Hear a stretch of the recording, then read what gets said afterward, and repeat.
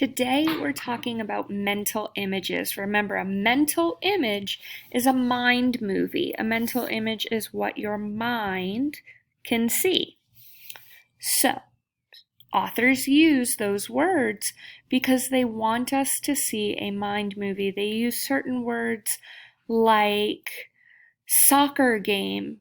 We can picture a soccer game. We can picture people in our head maybe kicking a ball around a field, scoring goals. We can picture that. They could use the word sunny. Sunny, we can picture a sunny day. It's nice and bright, and we don't have to have our eyes to picture that. We're using our brains. We could see anything like we could read about smells. You know your smells. What if the author said that they were walking through a field of roses? You could smell that sweet smell of the flowers. Or they were walking next to a dumpster full of garbage.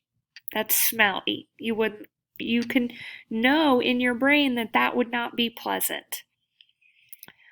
Or tastes, like the sweet taste of cake. You can almost taste it. The author is using those words to make you think of how wonderful the cake tastes.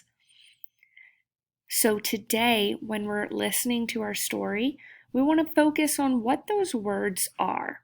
You can picture it in your head, or you might know the taste or the smell of what they are using, only with their words.